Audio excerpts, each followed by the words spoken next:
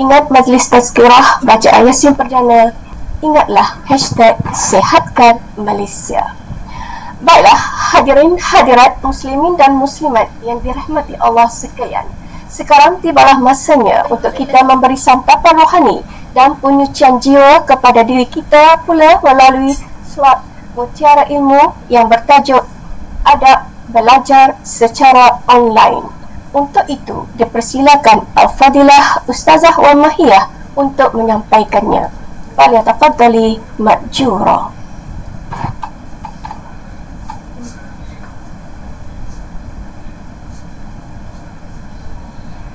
Selaku moderator, Muallim Hazar selaku penjelas program kita pada hari ini, Cikgu Adha, pemimpin bacaan Yasin kita, Ustazah Hajah Bibi selaku control host, Muallim Syams, anak-anak pelajar serta semua sidang penonton yang dirahmati Allah sekalian. Rabbi syrah li sadri wa yassir li amri wahlul 'uqdatam min lisani yafqahu qawli. Rabbi zidni ilma warzuqni fahma. Apa khabar anak-anak semua dan semua sidang penonton? Semoga pandemik COVID-19 tidak mengenturkan semangat juang anak-anak pelajar khususnya untuk terus cekal, tabah dan bersemangat dalam menuntut ilmu walaupun secara atas talian. Kepada anak-anak yang bakal menghadapi peperiksaan SPM dan peperiksaan awam yang lain, kuatkan azam dan terus berdoa serta berusaha untuk melakukan yang terbaik walaupun kita semua sedang menghadapi berbagai halangan. Allah berfirman, la yukallifullahu nafsan illa wus'aha. Allah tidak membebankan seseorang melainkan mengikut kemampuannya. Dan dalam firman yang lain, fa idza azamta fatawakkal 'ala Allah. Apabila engkau telah berazam melakukan sesuatu, bertawakkallah kepada Allah. Dan kekuatan tidak datang dari kemampuan fizikal, tetapi ia datang dari kekuatan semangat yang tidak pernah mengalah. InsyaAllah kali ini Ustazah akan berbicara tentang adab belajar secara online. Yang pesan Imam Malik radhiyallahu an, pelajarilah adab sebelum mempelajari sesuatu ilmu. Jelas menunjukkan bahawa bukan sahaja ilmu penting dalam kehidupan manusia, tetapi adab juga penting dalam proses menuntut ilmu. Ilmu bersama adab pastinya akan memberi lebih keberkatan dalam hidup seseorang. Syekh Abdul Qadir Jailani pernah berkata, aku lebih menghargai orang yang beradab daripada orang yang berilmu. Kalau hanya berilmu tetapi tidak beradab, iblis lebih tinggi ilmunya dari manusia. Begitu penting sekali menjaga adab belajar walaupun kita sedang belajar secara maya, sama ada dalam Google Meet, grup WhatsApp, Telegram maupun di YouTube. Contohnya sewaktu kita mengikuti kelas tuition online yang disediakan percuma oleh Akademi YouTuber. Jadi adab belajar secara online, Ustazah rumuskan seperti berikut. Yang pertama, membuat persediaan diri, tempat dan peralatan. Persiapkan diri kita sebagaimana kita hendak ke sekolah walaupun kita hanya belajar secara maya. Mandi, solat, bersarapan agar badan kita dalam keadaan segar, bersemangat untuk memulakan sesi pembelajaran. Jika boleh, sediakan tempat belajar yang sesuai, contohnya di bilik yang dilengkapi meja, kerusi, kipas serta peralatan lain yang membolehkan kita duduk dengan selesa untuk mencatat dan sebagainya. Elakkan belajar sambil baring di katil. Dan lebih baik juga jika kita boleh membuat bacaan awal bagi sesuatu topik yang akan dipelajari. Sekiranya kita baca lebih awal dan dapatlah kita bertanya kepada guru jika ada yang kita tidak faham. Baik, yang kedua, adab yang kedua ialah ikhlaskan hati dalam menuntut ilmu kerana Allah. Ikhlaskan hati menuntut ilmu kerana Allah dan berdoa dengan penuh penghayatan.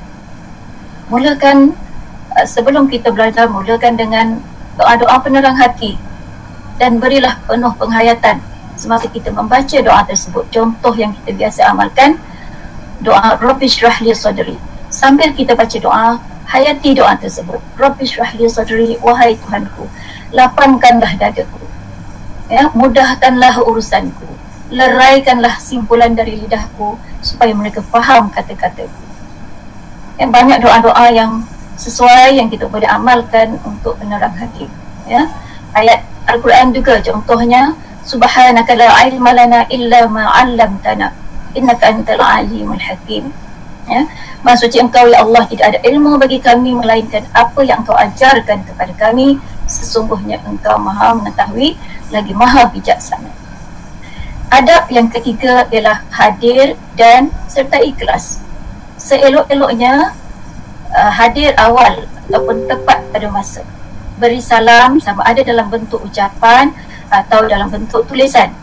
Kerana salam itu merupakan satu doa selain daripada satu penghormatan kepada guru.